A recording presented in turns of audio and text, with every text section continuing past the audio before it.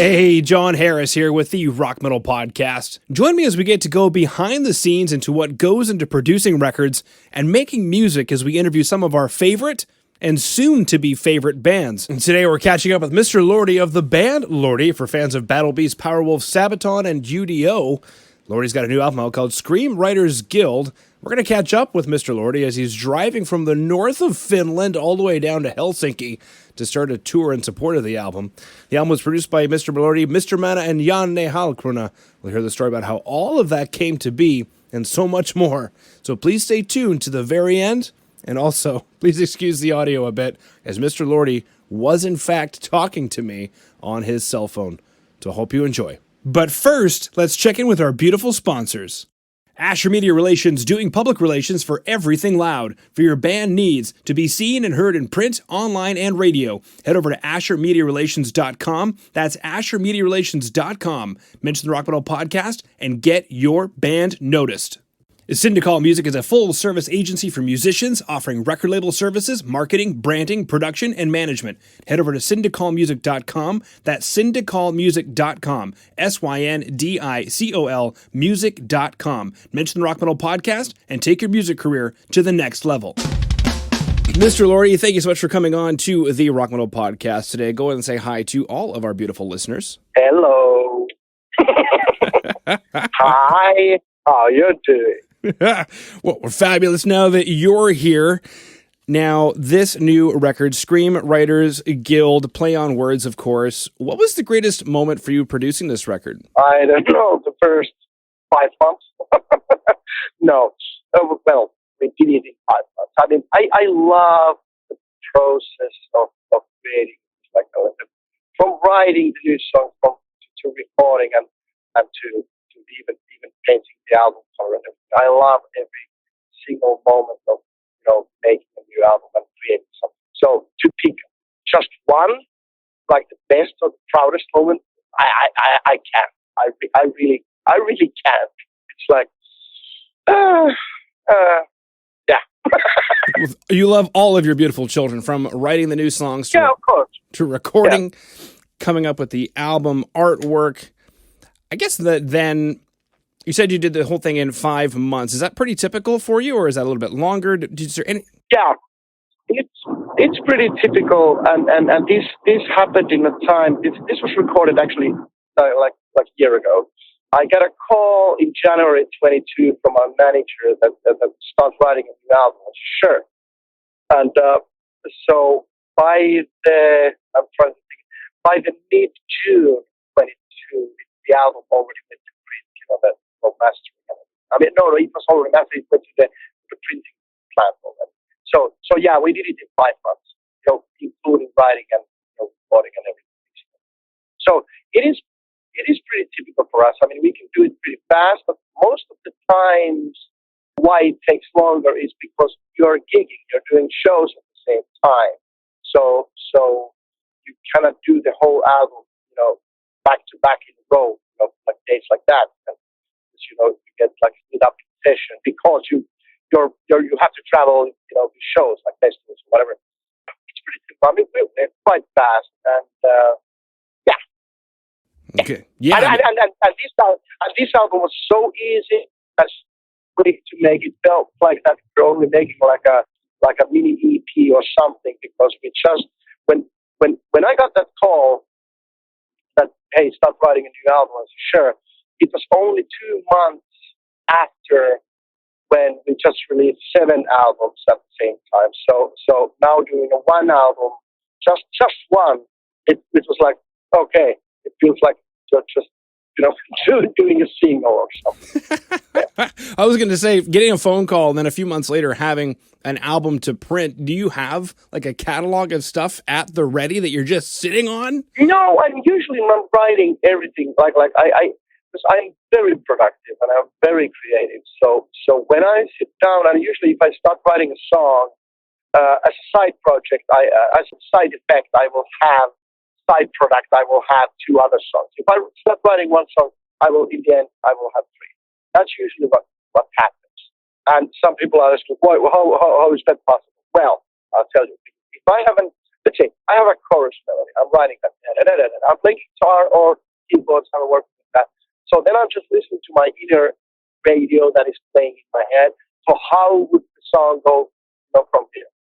Nothing special. I think many people are thinking of writing like that.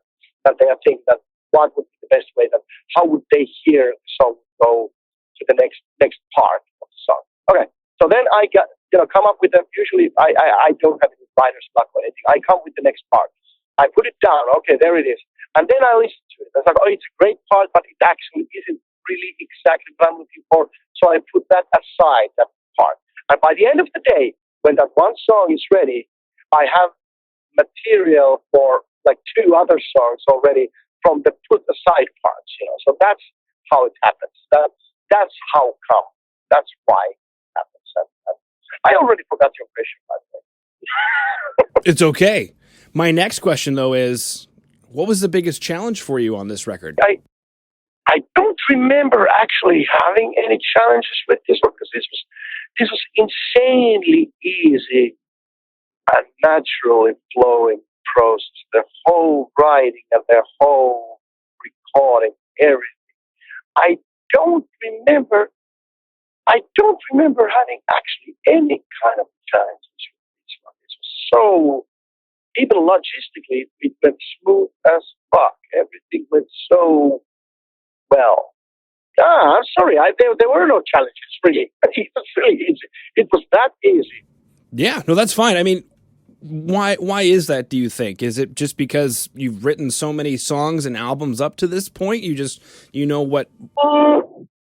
Yeah, I think, and of course, it's also because I'm getting more confident every time, and I when I'm writing and we're doing stuff, and after I started like producing our own albums, it really it boosted up my confidence level, where it's a little bit too much, even, I guess, but at the same time, I know what I can do, and I know what our band can do, and I know we can do exactly what we're aiming for, so that makes it easy, and that makes it somehow it is very enjoyable to be able to create something the way you want it, and you are very satisfied with the end product. This is exactly what you.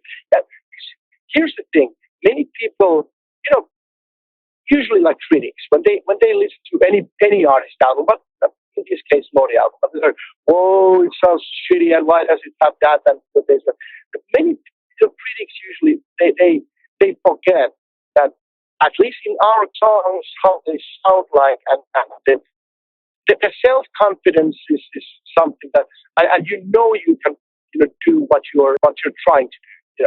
So that's. Yeah. Okay. Now, something that strikes me as interesting is I would imagine that to do what you do takes a degree of confidence. I guess, what was it that, or when did the confidence start to ingrain in what it is that you're doing? I think I've always had that, because I know that I'm the best me that anybody could be. I mean, many times I've said this, like I'm a huge fan of Kiss. I'm a Kiss fanatic. I'm one of those Kiss fanboys, collectors, and Kiss crazies. And I wanted to be Gene Simmons when I was growing up. But now I understand that even Gene Simmons, who I look up to in every possible ways, who's my idol, and probably the main reason why I wanted to be Gene Simmons. But even when understanding that even Gene Simmons couldn't be better Lordi than I am, is good Gene Simmons as Gene Simmons or anybody. That's something that is like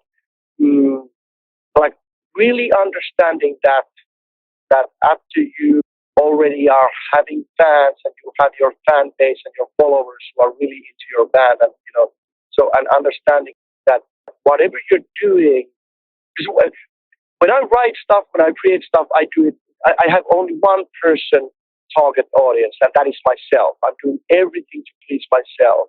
And if anybody else likes it, it's a plus. If they don't, fuck them. They don't. What do they know anyway?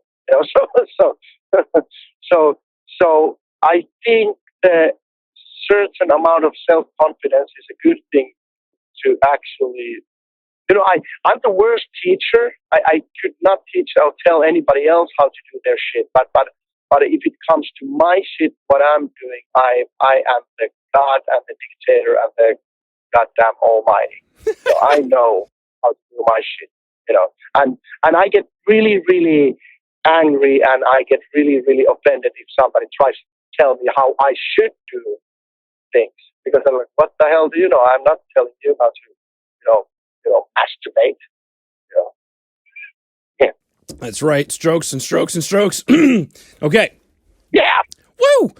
Now, the EPK that I got from Atomic Fire says that the record itself is not a real concept album, but plays with the overall cinematic theme. So take us through that. Screem Writers Guild. What is this record about?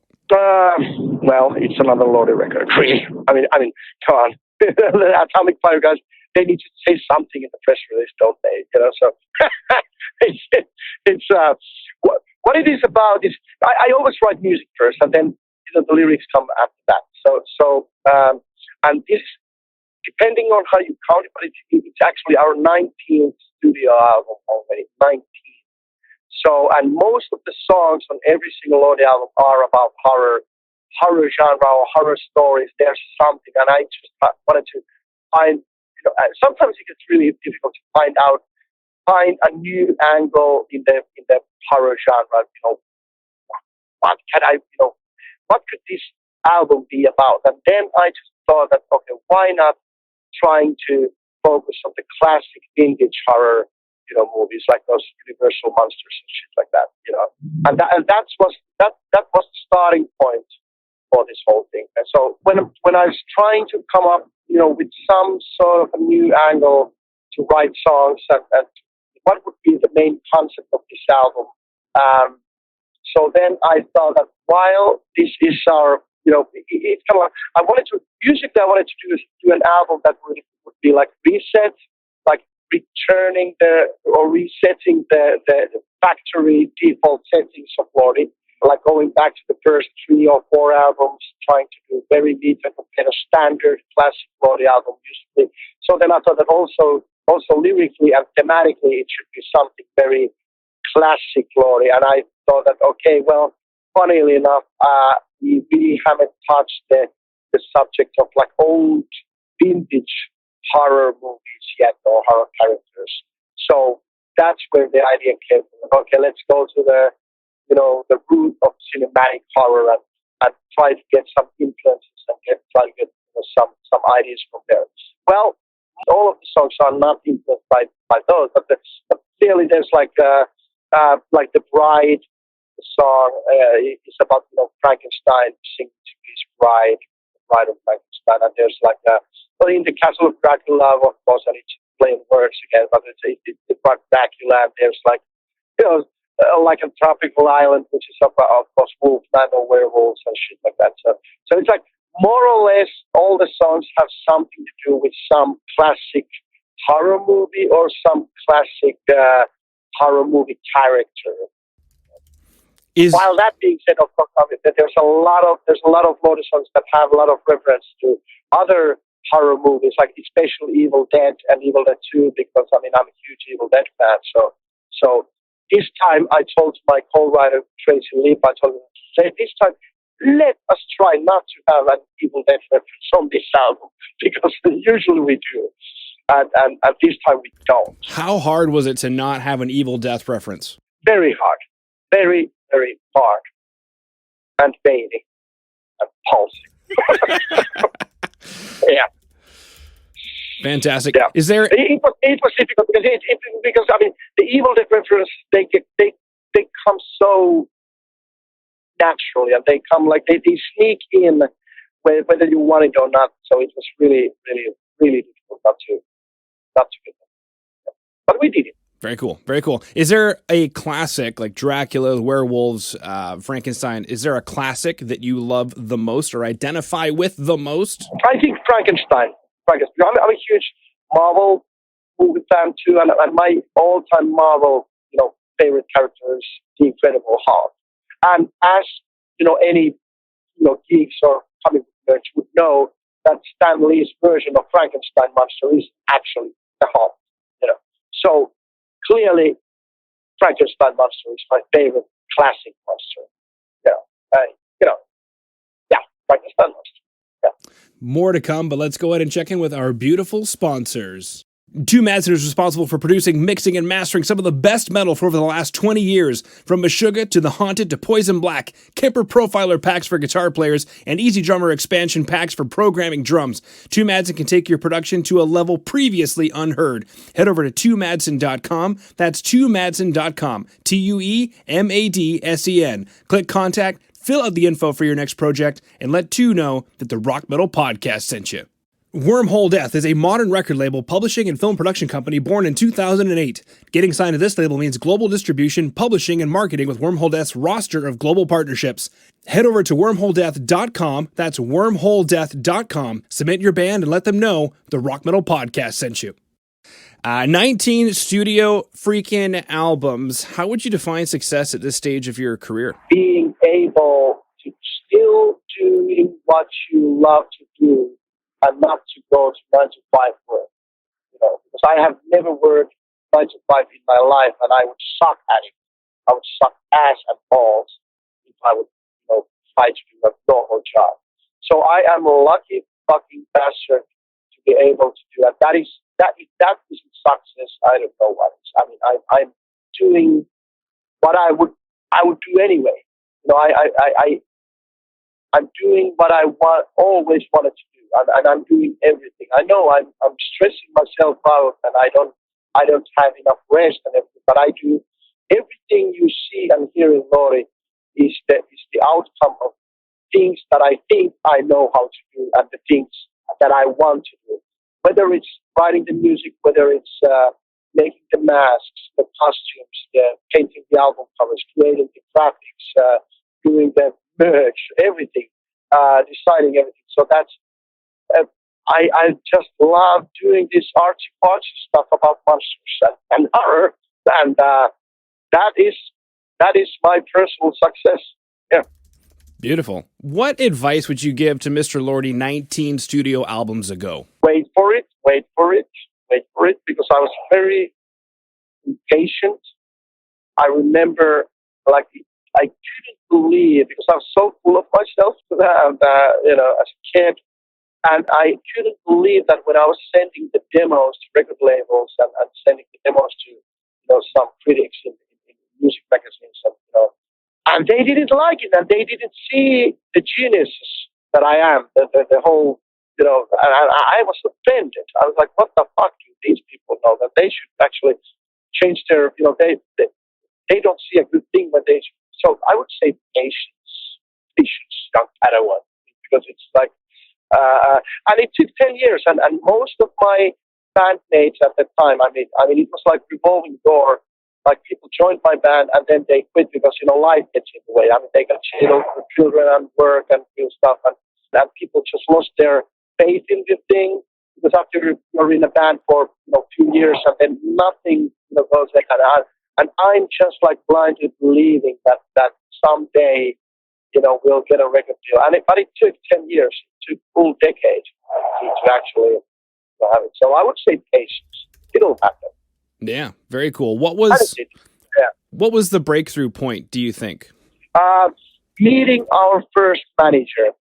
Because then I realized that all those, you know, times sending the demos to labels and shit, it doesn't really, or I don't know how it is today, but then, like 30 years ago, 25 years ago, you can send all your fucking demos as much as you want, but unless you have a contact who will actually go and put your demo tape in front of the line, you're fucked. You're going to be buried there with the other demos. So I would say meeting our first manager who actually was in the music business in Finland and a you know, big shot there, and who had some credibility, not some credibility, a lot of credibility, and people were trusting him.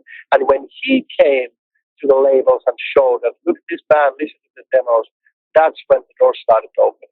Because I mean, you know, that's the most important person and thing that, you know, things started happening. And this was like, and even for him, it took like 2 or 3 years to get us through, because it was the problem with this band was, and still is to some people, is that the concept, the music versus the image is so, for some people it is really a tough nut to swallow, because we look the way we look and we sound the way we sound, and for a lot of people those two things, what you hear and what you see, they don't match. For all through the whole 90s, I got the response from most labels. I got it like, okay, the look is cool, but you should change your musical style to black metal or death metal or something like that, because your music sucks. And then and it's too melodic, and it's too dated, and it's too 80s, and it's too poppy or whatever, because you look like you should be playing black metal or something. And then the other response was like, okay, we love the music, but you should change the singer, because the singer shouldn't be singing this kind of stuff. You should, have somebody who sings high and clear, and also, of course, without them realizing that it is me, that's the main guy. And then also that you must use the image, because the image looks like that it's some black death metal band, and it shouldn't sound like this. I mean, this sounding band shouldn't look like that. So that was very difficult thing. Yeah. Okay. What's the number one thing you want people listening in right now to the podcast to do? Put your hand in your pants and enjoy the soothing voices you hear. I don't know. Wow. Okay. All right. So put your hand in your pants and enjoy the soothing voices. Yeah. Well. I mean, that's one way. One way to do it. Yeah. Okay. Is there a particular maybe website you want them to go to in particular? Is there what's your favorite way for them to consume the record? Do you want them to go by vinyl? Do you want them to listen? Does it matter? Well, I'm an old school guy. And I tell you something. I've never been on social media 1 second in my life, so I'm such an old school geezer. I would rather, of course, people buy the actual physical album, but I know it's not 1989 anymore. So, so whatever the way is most convenient for you, go check it out. Google Lordi and find us out wherever. But of course, I still think that I mean, the way that we're doing albums, the way that I think is their albums are like entireties. They are meant to be consumed as a whole, not like one song there, one song here. Every single Lordi album is supposed to it as a full experience, not just one song. It's the same thing that you don't watch a movie that just go to the scene number 12 and then maybe I like to scene number 6. I mean, you kind of like miss the whole point if you don't watch the whole movie. So. Yeah, I would, and of course, also visually, of course, the actual physical vinyl of the CD gives you so much more than just listening. But, well, then again, if you just want to enjoy the music, that's fine too. Okay, well, go ahead and head over to therockmetalpodcast.ca. There you can stay in touch with everything Lordi. Go ahead and go to the show notes for today, the transcript for this beautiful interview, as well as some music videos. Mr. Lordi, thank you so much for coming on to the Rock Metal Podcast today. Thank you. Absolutely my pleasure. This was fun. And that's it for this episode of the Rock Metal Podcast. Stay tuned, because next week we're going to be chatting with Nick Sarin of the band Hong Fo. They've got a new album out called Desolation Years that we're going to dive into deep, as well as why they chose not to work with a producer this go around. So go ahead, hit subscribe on your podcast player, share it with your friends, and I'll see you next week.